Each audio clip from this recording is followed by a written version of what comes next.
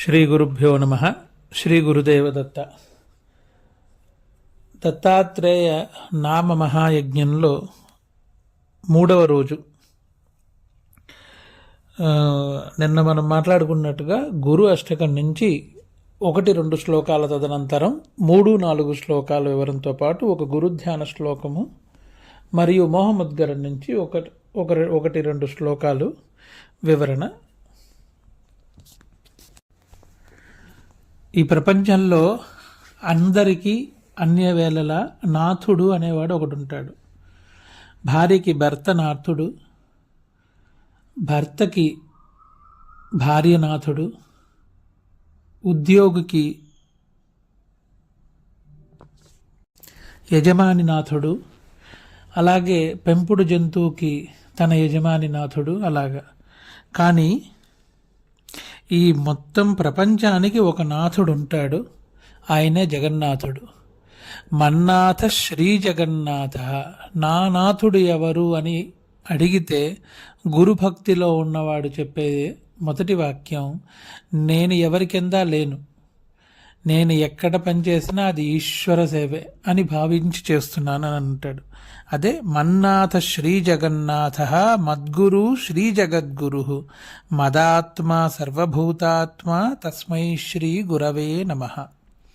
అంటే నాపై ఇంకా ఉన్నవాడు ఎవడైనా ఉన్నాడంటే వాడు జగన్నాథుడు మాత్రమే, జగన్నాథ స్వామి మాత్రమే అనే భావంతో ఉంటూ ఏ గురువు యొక్క సేవలో ఉండి గురుతత్వాన్ని అనుగ్రహం తీసుకుని గురువాక్యాన్ని మంత్రంగా అనుష్ఠిస్తూ ఉన్నారో ఆ గురువు యొక్క పాదపద్మములు చెంతే ఆ గురువు యందు భక్తి శ్రద్ధలతో ఉండాలే కానీ ఇంకొక గురువు ఏదో ఇంద్రజాల మహేంద్రజాలాది విశేషమైన వివరాలు చూపించారనే ఉద్దేశంతో ఆ గురువు గొప్ప, ఈ గురువులో ఇది అనే లోపాలు చూడడం చాలా తప్పు. అందుకని గురువుని నమ్మిన వాడు ఏ గురువు అయితే ఉన్నారో ఆ గురువునే జగద్గురువుగా భావిస్తూ సేవ చేయాలి. అందుకే మద్గురువు, నా గురువు ఎవరో ఆయన జగద్గురువుతో సమానము అని చెప్తున్నారు. మద్గురు శ్రీ జగద్గురు మదాత్మ సర్వభూతాత్మ.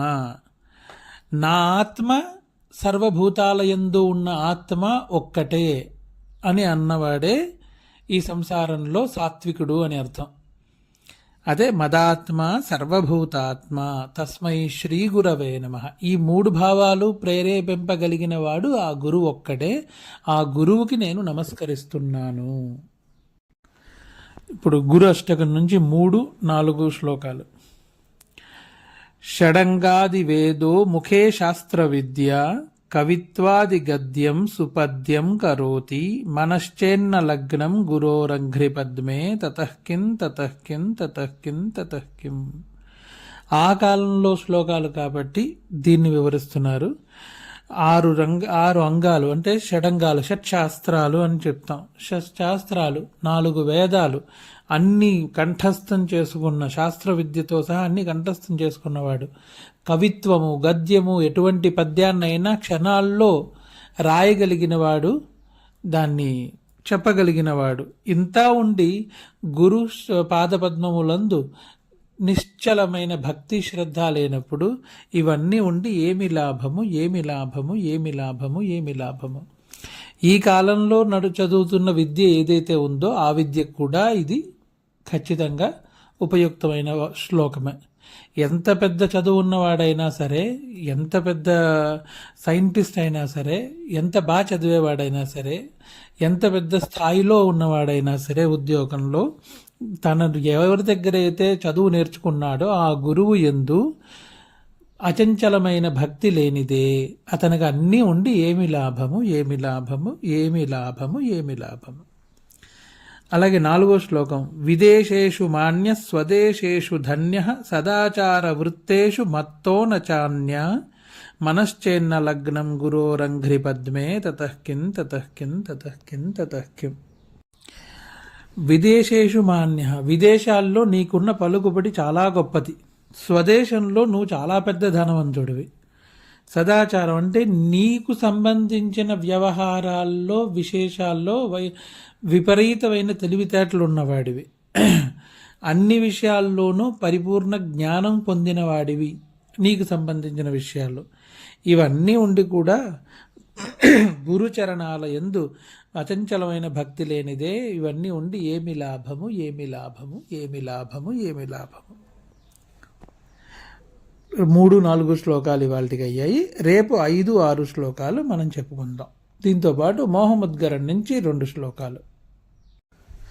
మోహముద్గరం నుంచి బాలస్తావత్ క్రీడాసక్తః తరుణస్తావస్తరుణీసక్తః వృద్ధస్తావశ్చింతాసక్తః పరే బ్రహ్మని కోపి నసక్తః. అనగా పిల్లవాడు క్రీడల యందు ఆసక్తి గలవాడై ఉంటాడు. యవ్వనంలో ఉన్నవాడు యువకులు యువతి యందు ఆసక్తి కలిగి ఉంటారు. సంసారమెందు అని అర్థం ఇక్కడ. వృద్ధులైన వారు చింతాసక్త, సంసారంలో ఉన్న అన్ని రకాల చింతల్ని వాళ్ళ నెత్తి మీదే వేసుకుని వయసు అయిపోయింది అయినా పిల్లాడు ఏం చేస్తున్నాడు, మనవాళ్ళు ఏం చేస్తున్నారు, వాళ్ళు ఏం చేస్తున్నారు, అవి ఇవి అని సంసార చింతలన్నీ తల మీద పెట్టుకుని ఉంటారు. కానీ పరే అంటే కానీ బ్రహ్మని కోపనాసక్త, బ్రహ్మజ్ఞానం గురించి ఎవ్వరూ ఎటువంటి ఆసక్తి చూపించరు. అయినా పర్వాలేదు, ఈ నామం మాత్రం చెయ్యండి అంటూ భజ గోవిందం భజ గోవిందం గోవిందం భజ మూఢమతే అని అన్నారు. అలాగే చాలా విషయాల్లో పరిస్థితుల ప్రభావం వల్ల సంసారంలో ఉండవలసి వస్తుంది. అది పిల్లల విద్య వల్ల కావచ్చు, ఆరోగ్యం వల్ల కావచ్చు, లేదా అన్య ధన సంబంధమైన విషయాల వల్ల, సంసార విషయాల వల్ల కావచ్చు. మరి అలాంటి సమయంలో బయటికి రావాలి, లేదా ఉంటూనే తన స్వ అధ్యాయం ఏదైతే ఉందో దాన్ని కూడా అనుష్ఠిస్తూ సంసారాన్ని కూడా చూసుకోవాలి అంటే దానికి ఎలా చేయాలి అనే ప్రశ్న వచ్చినప్పుడు అది కూడా శంకరాచార్యుల వారే చెప్పారు. దానికి ప్రధానంగా మొదలై సత్సంగత్వే నిస్సంగత్వం, నిస్సంగత్వే నిర్మోహత్వం, నిర్మోహత్వే నిశ్చలతత్వం, నిశ్చలతత్వే జీవన్ముక్తి.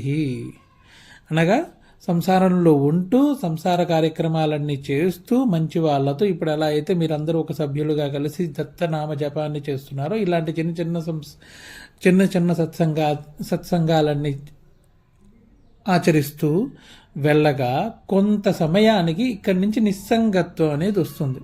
అంటే సంఘంలో ఉండి 100 మందితో ఉండి చేసేదంతా నుంచి బయటకు వచ్చి నిస్సంగత్వానికి వస్తారు, సంఘమే లేని చోట.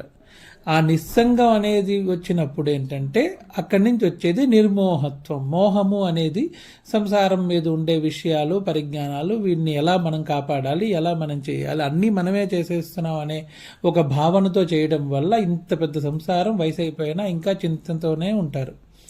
అది ఆ మోహ తొలగితేనే ఈ భావం వస్తుంది, మోక్షభావం. అందుకని ఈ సత్సంగత్వం వల్ల నిస్సంగత్వం వచ్చి, నిస్సంగత్వం వల్ల నిర్మోహత్వం వస్తుంది. సత్సంగం చేయడం వల్ల నిస్సంగత్వం అనేది సత్సంగం నుంచి నిస్సంగత్వం కాదు, మిగతా సాంగత్యాలు ఏవైతే సాంసారిక సాంగత్యాలు ఉన్నాయో వాటి నుంచి వైదొలుగుతారు.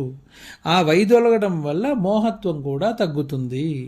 ఆ మోహత్వం తగ్గితే నిశ్చలతత్వం, ఈ చంచల స్వభావమైన మనసు ఏదైతే ఉందో అది తన స్వాధీనంలోకి వచ్చి నిశ్చలమైన మనస్థితికి తీసుకెళ్తుంది మనిషిని, బుద్ధిని, మనస్సుని. అలా తీసుకెళ్ళిన తర్వాతే జీవన్ముక్తి అయిన మార్గానికి మనుష్యుడు స్థానాంతరం పొందుతాడు అని చెప్తూ సత్సంగత్వే నిస్సంగత్వం, నిస్సంగత్వే నిర్మోహత్వం, నిర్మోహత్వే నిశ్చలతత్వం, నిశ్చలతత్వే జీవన్ముక్తి. భజ గోవిందం భజ గోవిందం గోవిందం భజ మూఢమతే. ఇవాళ చదివిన మోహముద్గర స్తోత్రంతో పాటు మిగతాది రేపు గురు అష్టకం నుంచి 5-6 శ్లోకాలతో సహా ఒక గురు ధ్యాన శ్లోకం నుంచి మిగతా మోహముద్గరం నుంచి కొన్ని శ్లోకాలతో మళ్ళీ కలుద్దాం. శ్రీ గురుదేవ దత్త.